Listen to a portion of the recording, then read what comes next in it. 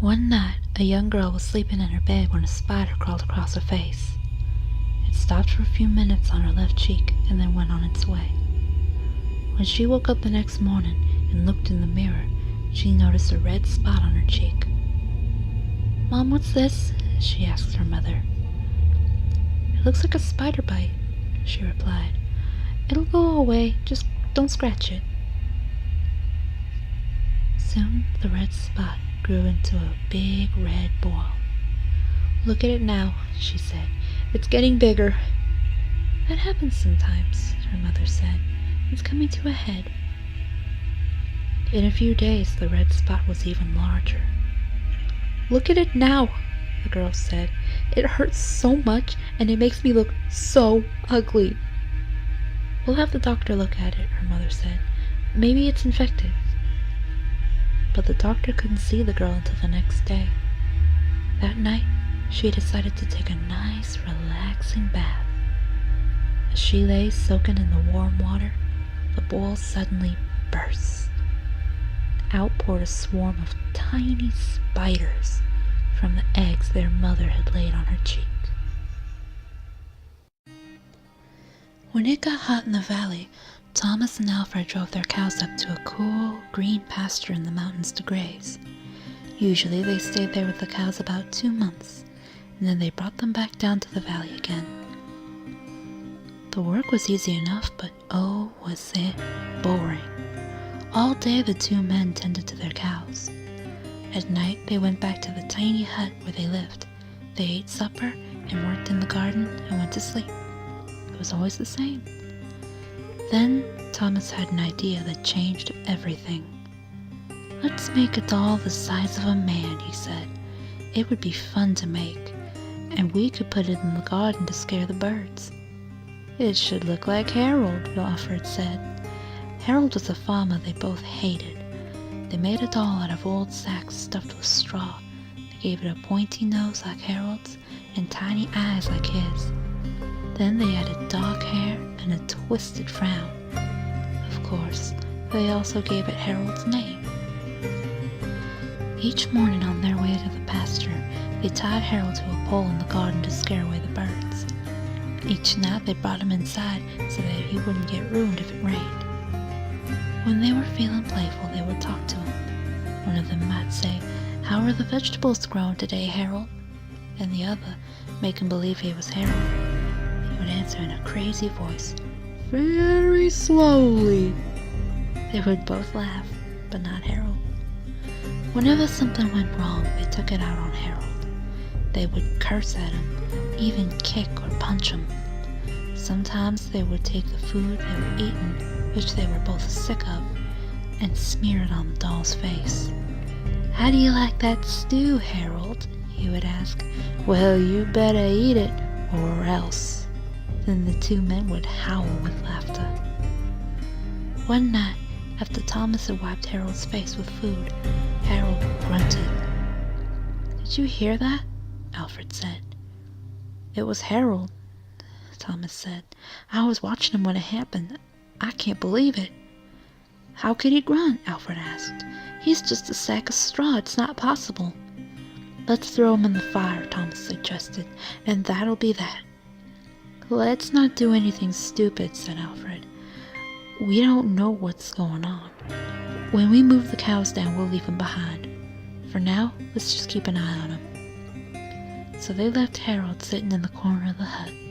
They didn't talk to him or take him outside anymore. Now and then the doll grunted, but that was all. After a few days, they decided there was nothing to be afraid of. Maybe a mouse or some insects had gotten inside Harold and were making those noises. So Thomas and Alfred went back to their old ways. Each morning they put Harold out in the garden, and each night they brought him back into the hut. When they felt playful, they joked with him. When they felt mean, they treated him as badly as ever. One night, Alfred noticed something that frightened him. "Harold's growing," he said. "I was thinking the same thing," Thomas said. "Maybe it's just our imagination," Alfred replied. "We've been up here on this mountain for too long." The next morning, while they were eating, Harold stood up and walked out of the hut. He climbed up on the roof and trotted back and forth like a horse on hind legs. All day and all night he trotted like that. In the morning, Harold climbed down and stood in the far corner of the pasture. The men had no idea what he would do next. They were afraid. They decided to take the cows down into the valley that same day. When they left, Harold was nowhere in sight. They felt as if they'd escaped a great danger and began joking and singing. But when they had only gone a mile or two, they realized they forgot to bring the milking stools. Neither one wanted to go back for them, but the stools would cost a lot to replace. There really is nothing to be afraid of, they told one another. After all, what could a doll do? They drew straws to see which one would go back. It was Thomas. "I'll catch up to you," he said, and Alfred walked toward the valley. When Alfred came to a rise in the path, he looked for Thomas. He didn't see him anywhere, but he did see Harold. The doll was on the roof of the hut again, and as Alfred watched, Harold kneeled and stretched out a bloody skin to dry in the sun. One day, a boy was digging in his garden when he saw a big toe sticking out of the ground. He tried to pick it up, but it was stuck. It wouldn't budge, so he pulled as hard as he could, and it came off in his hand. Then he heard something groan and scamper away. The boy took the big toe into the kitchen and showed it to his mom. "That looks like a nice piece of meat," she said. "I'll put it in the soup and we'll have it for dinner." That night at the dinner table, the boy's father scooped out the big toe out of the soup and chopped it up into 3 pieces. The father, the mother, and the boy each ate a piece.